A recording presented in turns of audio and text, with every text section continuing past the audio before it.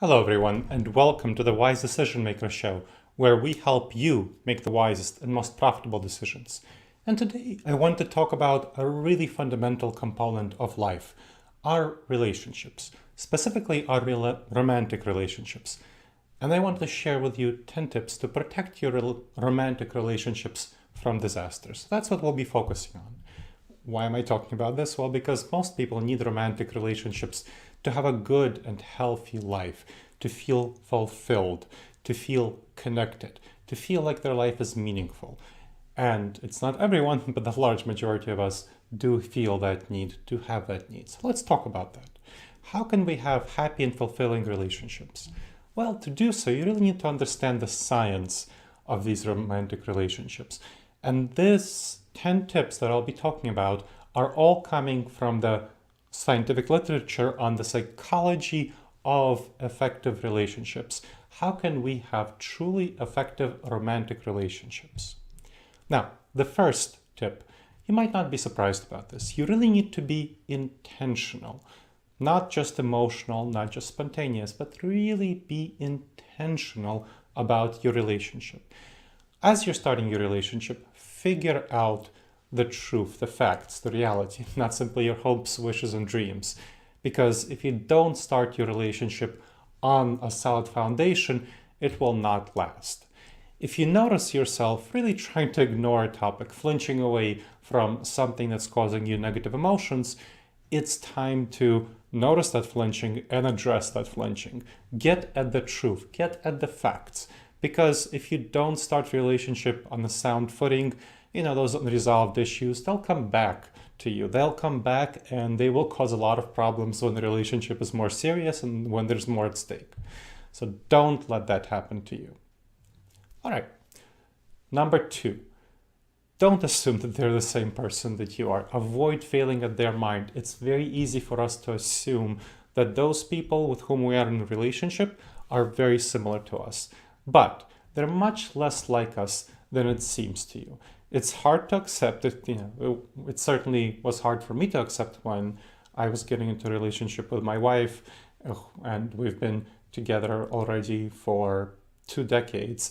And I still find out things about her that are different from me, and it's a hard thing to realize and accept and acknowledge. But it's really important. It doesn't feel intuitive and comfortable.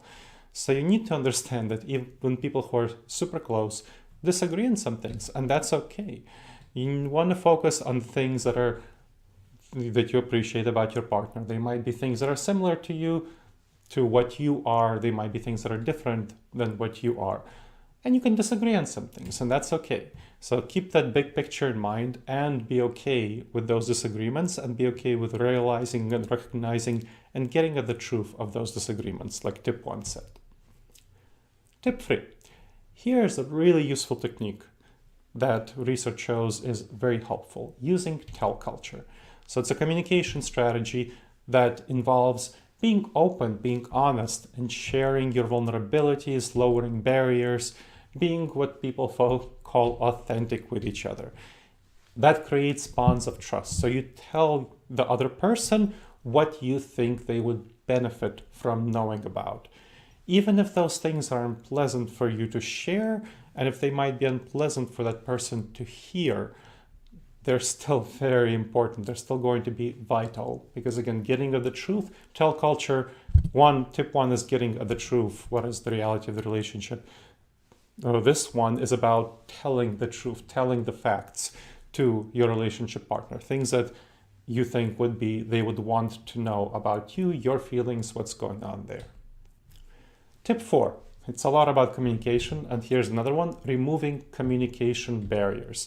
So anything that prevents you or your relationship partner from being open, so that creates shared expectations if you and your partner are open with each other. If you're not, then the expectations will be maladjusted and you will start feeling at their mind more and more. That will help you gauge whether the relationship that you're entering has long-term viability. Does it really have a future? And so you want to figure out your individual preferences on communications, and that will help you get to compromises. We'll talk about compromises later onward, but here is about lowering removing communication barriers. All right, tip 5, emotional attunement. What does that mean? That means trying to figure out the other person's emotions. Overwhelmingly, our decision making is based on our emotions, not our rational thinking. 90% or so, or more even, of our decisions comes from our emotions. So focus on the other person's emotions when they're talking, when they're expressing something. What are the emotions underlying those words, what they're communicating? So voice, tone, body language, all of those sorts of things convey emotions. Look at the unspoken meanings. What's not being said? What is the context? Now, you won't get that right away. It'll take time to learn that about your partner. But with time, better understanding will come if you try to do so, if you try to emotionally attune yourself to your partner. So that will really help you understand what's going on with your partner. Now, you want to be trusting. So that's tip 6, trust others. Be charitable. So offer trust before trust is extended. And that's how you'll develop relationships. That's how you will create incentives and create inducements for your partner to trust you. So building trust early is what you really want to do in a relationship. And you want to evaluate the trust level in a relationship. Is your partner deserving of trust over time? Is your partner reliable? Are they showing they care about you? So be vulnerable, share secrets, compromise, and see how they do on these same things. And so if they do show the same things, if they show that they're trustworthy and they show trust in you, increase commitment. If they don't, then you might want to question your commitment to this person. Tip 7, respect boundaries and privacy. If you love someone, let them go. You've probably heard that phrase, right? This is vital for trust. So let them go. Don't close them down. Don't try to grip them tight. Because if they feel that they're being bound, there's a natural reactance. It's how we human beings don't like our autonomy bounded, and so we act out against those who try to restrict our autonomy. So you want to respect their boundaries, their privacy. That is critical for building trust and having a good relationship. So give them space. If they want more space, give them more space. Talk to them. Have this be a clear topic of conversation. Share your comfort level and get their comfort level about privacy and boundaries, so you have shared mutual expectations. Tip 8, have healthy conflicts. Many folks don't want to talk about conflicts in a relationship. They think that healthy relationships don't have conflicts. Well, that's BS. Healthy relationships do have conflicts. As I said earlier onward, even the closest people disagree with each other. And if you keep those disagreements bottled up, because you'll inevitably have them, you will run into a lot of serious issues if you don't learn how to have healthy conflicts.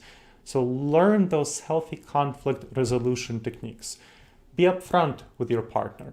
Share with them. Remember that tell culture. Share with them facts that you think that they would like to know about yourself, your dynamics, your relationships with your partner, with your dynamics in relationships with others, financial situations, all of these sorts of things, your preferences for the long-term future. Don't make assumptions about your partner. It's too easy, again, when we fail at their minds. That's a bad problem. Don't blame them. Even if it feels like they are the one at fault, don't express blame, because once you start expressing blame and shaming and guilting each other, and especially showing resentment, that is when relationships are really going downhill. Be charitable. Interpret your partner's actions in a charitable fashion. Look at your partner's actions. The actions are always interpretable in an ambiguous fashion. So they're ambiguous, you're not sure what reason they did it for. Assume the best rather than the worst. Assume the best of your partner in why they're doing what they're doing. If you find yourself making a mistake, apologize quickly. Apologize quickly and profusely and honestly about the mistake you make, rather than denying it and flinching away from it.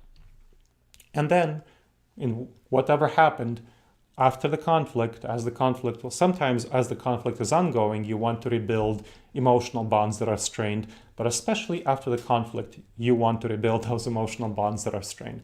And sometimes they'll be really helpful to reinforce during the conflict that, honey, I know we're having this tensions, this conflict, but I really love you. And this is just a moment. This is just a problem. We'll get through it. Obviously, our relationship is much stronger and deeper and meaningful, much more meaningful than the single conflict. So that's kind of the idea.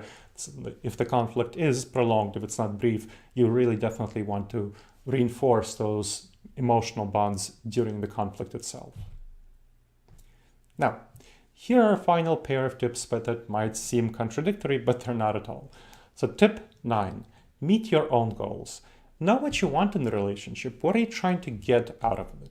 What are your needs that you're trying to fulfill? Your need for companionship, your need for love, your need for support, whatever it is. Focus on yourself as well as your partner. Remember that your personal beliefs, ideas, preferences, career, goals, all of those are equally important to those of your partner in the context of the relationship. So be honest, be open about your own needs, your own desires. Otherwise, you'll get resentful, you'll be frustrated, you'll build those up. You don't want to be in that situation. It will harm the long-term prospects of your relationship. And finally, like I said, seems contradictory, but compromise. Compromise on your goals and on your partner's goals.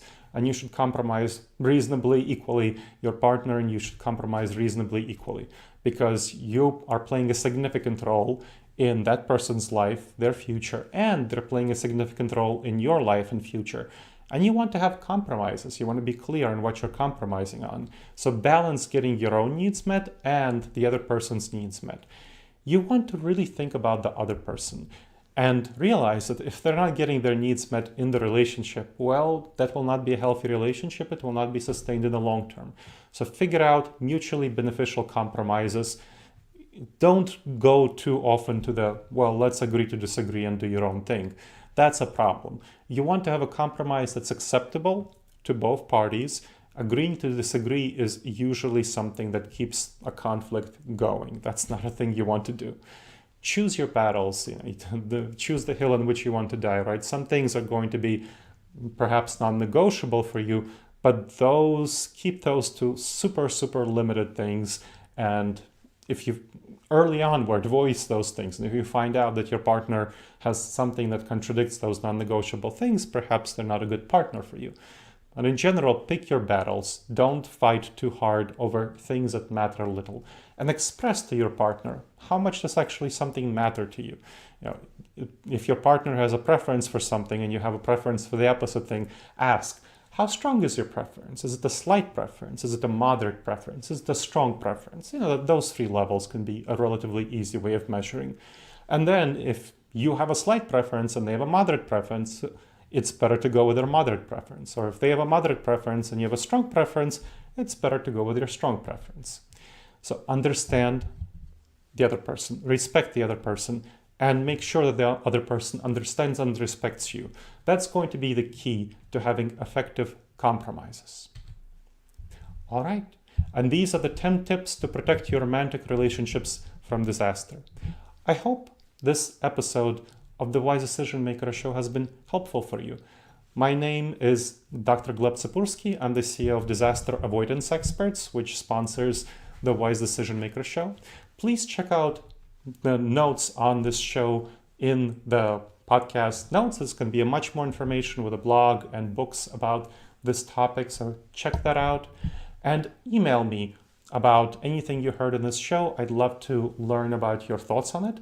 Gleb, Gleb, at disasteravoidanceexperts.com.